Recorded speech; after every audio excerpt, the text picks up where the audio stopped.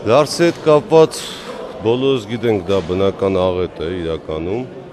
ամեն օրվա ռեժիմով աշխատում ենք Վրաստանի Հանրապետության իշխանությունների հետ և նաև Ռուսաստանի մեր համապատասխան գոլեգաների հետ, ես ձեզ ասեմ, Ռուսաստանյան կողմը բավականին վերջի 3-4 օրը մեզ օգնեց մեր ժողովրդին ինքնաթիռով նաև այնտեղ տեղում տրանսպորտի նախարարության կողմից Ռուսաստանի մարդիկ են գնացել, օգնել են մարդկանց ամեն ինչով։ Բացի դրանից այսօր ես խոսել եմ նույնպես Վրաստան և գիտեմ, որ աշխատանքները ընթանում են, ջրի հունը, որ 100% փոխվել էր ճանապարհի վրայով, 50%-ը հաջողվել է վրացական իշխանություններին արդեն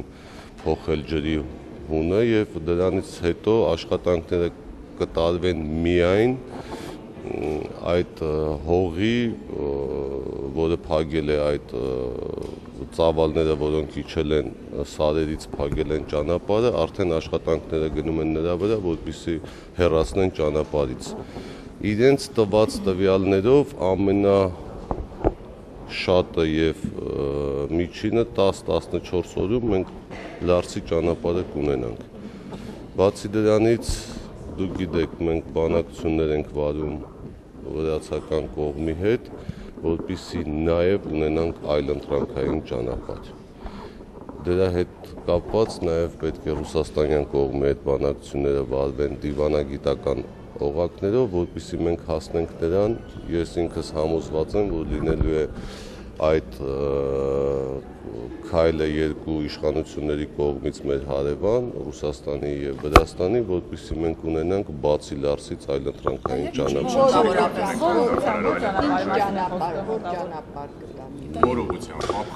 Ես ձեզ ասեմ, այսօր Հարավային Ասետիայով հնարավորություն կա, ճանապարհը լավ վիճակում է,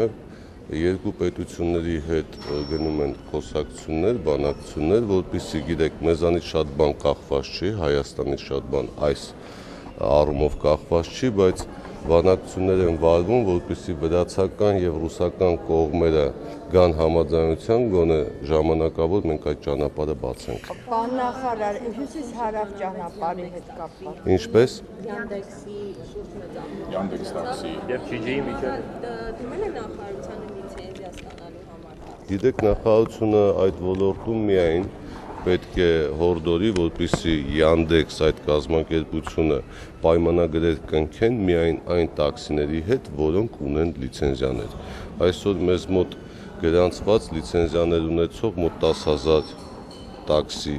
կա և 10,000 հատից, եթե իրանք կընտրեն և պայմանագիր կնքեն, անպայման որպեսզի ունենան լիցենզիա։ Հակամրցակցային գործողությունների Հերթով կարելի է։ Արդեն բողոք են բարձրաձայնում, որ Yandex տաքսին Լսել եմ, հետևում եմ, օրենքով շրջանակներում ինձ թվում է, որ Yandex տաքսին պետք է անպայման պայմանագիր կնքի լիցենզիա ունեցող տաքսիստի հետ ու ոչ մի խնդիր չունի, իսկ ընդհանրապես այն խնդիրները, որոնք բարձրացնում են մենք մյուս տաքսիստները, ես առաջարկ եմ արել, հանդիպել եմ տաքսիստների այդ կազմակերպությունների ղեկավարների հետ և որոշում ենք կայացել, որպեսզի կազմենք մի հատ իրավաբանական կոնկրետ խումբ կառավարության և իրենց միջև, թող մանրամասը քննարկեն, ունենանք մենք, եթե ընդունել ենք օրենք, որը որ չի գոհացնում մի մաս տաքսիստներին, որովհետև ես ձեզ ասեմ, 10,000 տաքսիստի, որոնք այսօր լիցենզիա ունեն, դա գոհացնում է և աշխատում են։ Եթե կան հակասություններ, եկեք օրենք, աշխատենք նոր օրենքի վրա, այդ օրենքը դնենք, թող հասարակությունը ընդունի։ Ինձ թվում է այս ոլորտում մենք պետք է այլ քայլ անենք, ընդհանրապես ներկայացնենք հասարակությանը մեր նոր օրենքը, երբ որ մոտ գոնե 80-90% կընդունվի բոլորի կողմից և տաքսիստների և ժողովրդի կողմից, կարելի է դիմել ազգային ժողով և օրենքի փոփոխություն անել։ Ես առաջարկել եմ, որպեսզի իրանք ներկայացուցիչներ տան և օրենքի մշակենք, աշխատենք որովհետև օրենքը երբ որ մենք աշխատում ենք, հասցնում ենք իր նպատակին, օրենքը ազգային ժողովով, երբ որ արդեն ընդունվում է, դրանից հետո միշտ կան մարդիկ, որոնք օրենքի դեմ բողոքում են։ Պարոն Բեգլարյան, Իրանի հետ աշխատանքները Ինչի հետ կապված։ Ոչ, մեզանից ոչ մի գումար չի սպասում, դուք գիտեք, այնտեղ մեծ քաղաքական խնդիր է ասոցիայի Վրաստանի մեջ, կան, ես չեմ ուզում նաև մանրամասնել, մենք շատ ենք, ես ասեմ մեր Հայաստանի Հանրապետության նպատակը, մենք շատ ենք ուզում, աշխատում ենք, որ այդ ուղղությունը բացվի, բայց քանի որ այդ երկու պետությունները ունեն իրար մեջ մեծ քաղաքական խնդիրներ, ես ասեմ, որ մեզ մոտ մեր հույսը 50-50 է։ Պարոն Բեգլարյան, Իրանի հետ ճանապարհները այսօր խոսվում է, որ Իրան, Ադրբեջան, Վրաստան բանակցություններն եւ նախագծային աշխատանք հասկացված երկաթուղու կառուցման եւ ճանապարհի։ Մենք անում ենք հյուսիս-հարավ, հա։ Դա նորություն Մենք կկարողանանք այնպես անել, որ առաջ գնալ այդ իրանցից, հա, եւ կարողանանք ավելի շուտ մեր ծրագիրը իրականություն դարձնել։ Եկեք գիտեք, ես Պես վերջերս չգիտես ինչի անդադ այլ երկրների հետ կապված հարցեր եմ ստանում, եկեք պատասխանեմ Հայաստանի Հանրապետության ներքո, հա։ Ուրեմն մենք ամեն ինչ անում ենք այս տարածաշրջանում, որպեսզի լինենք առաջնային։ Դուք գիտեք, վերջի շրջանում նաև իմ այցը Իրան, դուք գիտեք մեր համաձայնագրերը ստորագրած, ասեմ ձեզ, այդ ճանապարհները յուրաքանչյուր պետություն ինքը առաջարկում է, որպեսզի ունենա այլընտրանք։ Այսինքն Հայաստանը եթե կարողանա ավելի լավ ճանապարհ, ավելի լավ որակով, ավելի լավ գներով, ավելի լավ ապահովված լինելով առաջարկի իրանական կողմին, հավատացեք իրանական բիզնեսմենները տրանսպորտի ոլորտում բոլորը հակված են Հայաստանով, որովհետև Հայաստանով անցնեն գնան կենտրոնական Եվրոպա եւ դուրս գան Սև ծով։ Հարցը ինչումն է, այս վերջի որոշումը, որ ես ձեզ ասեցի, մենք արագ քաղաքական որոշում ընդունեցինք երկրի նախագահի հանձնարարությամբ, փոխեցինք ագարակից ճանապարհի ոնց ասեմ, բետոնյա ճանապարհը փոխեցինք ասֆալտապատ ճանապարհ, որպեսզի շատ արագ մենք ունենանք Ագարակ-Սիսիան հատվածը, որը ամենադժվար հատվածն է մինչև Երևան, որտեղ մենք ունենում ենք կրճատում մոտ 70 կիլոմետր եւ ժամանակի առումով 2.5 ժամ։ Մենք դա նախատեսում ենք ավարտել ամենաշատը 3 տարուց։ Եթե մենք այդ ճանապարհը ունենանք, հավատացեք, որ բավականին մեծ տրանսպորտային ծանրաբեռնվածություն կունենանք այս կողմով եւ այն մնացած այլ պետություններ ինչ են ուզում անեն, ինչ են ուզում կառուցեն, ինձ թվում է հետ կընկնեն, որովհետեւ մենք ունենք նաեւ լավ ճանապարհ երկաթգծով։ Եթե Ագարակից մինչև Սիսիան մենք ունենում ենք լավ ճանապարհ, Սիսիանից մինչև Երախս դուք այսօր ճանապարհի վիճակը գիտեք, նենց չի, որ շատ ոչ բարվոք վիճակում է, իսկ Երասքում ունենք նորմալ շատ վերակառուցված երկաթգիծ, որտեղ կան նաև մեծ բազաներ, այդ բազաների միջոցով արդեն եկել են իրանական կողմից բիզնեսի ներկայացուցիչները նայել են եւ լրիվ հնարավոր է, որ մեքենաներով ապրանքը հասնի մինչև Երասխ, Երասխից երկաթգծով մինչև Սևծովյան նավահանգիստ։ Պարոն նախարար, այսպիսի մի արծ 3 հետ բարբերական։ Հետո մի բան էլ ասեմ այդ ուղղությամբ, երբ որ հաշվարկեցինք Իրանում, օրինակ ադրբեջանցիները այդ նույն ճանապարհը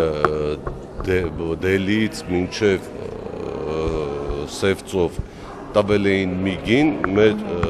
երկաթգծի եւ տրանսպորտիկների հետ համեմատելուց հետո մեր այս ճանապարհով յուրաքանչյուր բիզնեսմեն տնտեսում է մոտ $500։ Պարոն նախարար, այսպիսի մի արծ 3 հետ բարբերականը հետաքրքիր բան հրապարակեց ձեր գոլեգա ֆինանսների նախարար Գագիկ Խաչատրյանի ունեցվածքի մասին Լոս Անջելեսում $10 միլիոն ավելի տուն են ձեռք բերել, հիմա վաճառվում է այս հակակոռուպցիոն պայքարի ֆոնին ինչ եք կարծում։ Իդեպ այդ ունեցվածքը կարծես թե հայտարարագրված չէր, ինչ կարող եք ասել։ Գագիկ Խաչատրյանը երկու քայլ այն կողմ աշխատում է, դուք կարող եք իրան դիմել։ Նույն բանն է, որ ես ձեզ հարցնեմ, օրինակ լրագրողները, որ ձերբակալվում են գումար վերցնելու պատճառով, դուք լրագրողներդ ինչ պայքար եք տանում կոռուպցիոն լրագրողների դեմ։ 1, երկրորդ։ Բայց կառավարությունը հայտարարել է, հարցերը խնդրում եմ ինձ տվեք ու իմ պատասխանը լսեք։ Կոռուպցիա երբ որ ասվում է բոլոր ոլորտների մասին։ Եկեք բոլորս միասին եւ ձեր դաշտում, եւ մեր դաշտում, եւ հարևանի դաշտում պայքարենք կոռուպցիայի դեմ։ Մենք բոլորս պետք է պայքարենք այդ կոռուպցիոն։ Գիտենք, դուք ունեք ունեցված որոշ հայտարարագրված չէ, ինչպես որ Գագիկ Խաչատրյանի դեպքում է։ Ես չգիտեմ, ինձ թվում է Գագիկ Խաչատրյանի դեպքում հեյությանքը անհնար է նա ունենա ինչ-որ մի բան եւ հայտարարագրված չլինի, ես չունեմ։ Փաստաթղթեր կան, պարոն Բեգլարյան։ Այսինքն հնարավոր է նախարարի աշխատավարձով այդքան անշարժ գույք ձեռք բերել։ պատերազմող երկրում ինչ եք կարծում, ինչ գնահատակ։ Ամերիկայի ամենահարուստ խաղամասում։ Ուրեմն տրանսպորտի կապի նախարարության մասին իմ աշխատանքների, իմ անձի մասին յուրաքանչյուր հարցին պատրաստ եմ պատասխանել 24 ժամ։ Ձեր միանգամից մի բղավեք։ Հիմա ինչ մնում է այլ հարցերի հետ կապված, խնդրում եմ դիմեք այդ մարդկանց։ Մի հատ հերթով։ Ուրեմն ես խնդրում եմ այն ինչ հերքվել է, այն ինչ արդեն բացատրություն տվածվել է, մեր հերքումից հետո այդ կոռուպցիոն լրագրողները անդադ նորից շարունակում են գրել։ Եկեք, այո, եթե ես հերքում եմ, ուրեմն խնդրում եմ այդ հերքածը նորից չքննարկենք։ Հա, ես ինչքան պետք է հերքեմ։ Բայց հնարավոր է նախարարի աշխատավարձով այդքան ունեցված ձեռք բերել։ Որ մի նախարարի։ Ֆինանսների, պարոն նախարար։ Ֆինանսների այս դեպքում։ Իշկան